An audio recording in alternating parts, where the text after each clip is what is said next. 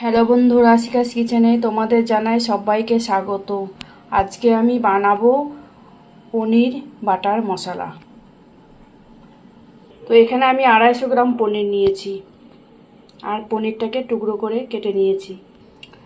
পনিরের মধ্যে কি কি মশলা পড়বে দেখুন: পেঁয়াজ, রসুন, শুকনো লঙ্কা, আদা, টমেটো, এখানে আছে কাজু আর চারমগজ, এই যে চারমগজ, আর আছে গোটা গরম মশলা।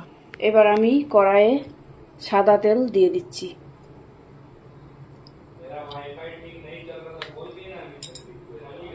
সাদা তেলটা একটু গরম হোক, তারপরে গোটা গোটা মশলাগুলো আমি তেলের উপরে দিয়ে দেব।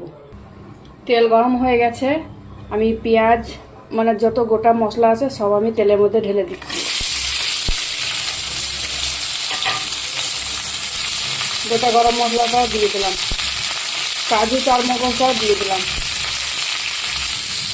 এখানে আমি 1 চামচ নুন দিয়ে দিলাম, আর এই বাটিতে 1 চামচ চিনি দেওয়া আছে, এটা দিয়ে দিলাম। হালকা করে ভেজে আমি অল্প জল দিয়ে দেব, সেদ্ধ হবে মশলাটা। এবার আমি অল্প জল দিয়ে ঢাকা দিয়ে সেদ্ধ করে নেব।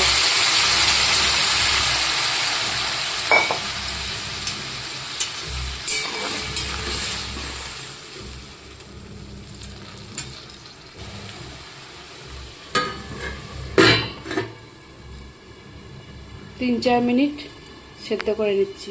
ঢাকা খুলে দিলাম, দেখুন সেদ্ধ হয়ে গেছে। এবার আমি মিক্সিতে পেস্ট করে নেব। আমি একটু ফ্যানের তলায় ঠান্ডা করে আসছি। কড়াই গরম হয়ে গেছে, আমি এবার বাটারটা দিয়ে দিচ্ছি। বাটারের মধ্যে দিয়ে দিচ্ছি অল্প কাশ্মীরি লঙ্কা গুঁড়ো আর হলুদ, আর দিয়ে দিচ্ছি পনিরটা।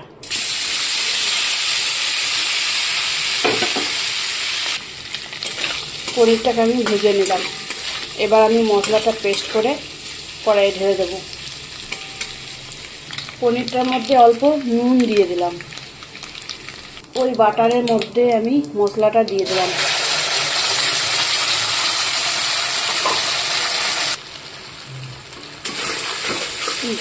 ভাজা হয়ে গেছে, আমি পনিরগুলো দিয়ে দিচ্ছি।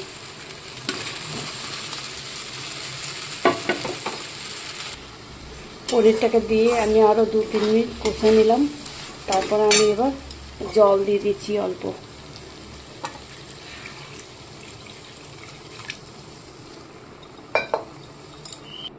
এখানে আমি আর অল্প নুন দিয়ে দিলাম।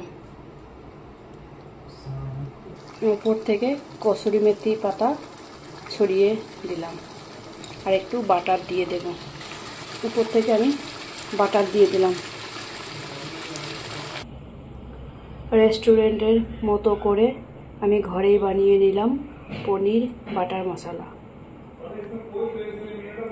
রেসিপিটি ভালো লাগলে একটা সাবস্ক্রাইব আর লাইক, শেয়ার, কমেন্ট করার অনুরোধ রইল সবাইকে।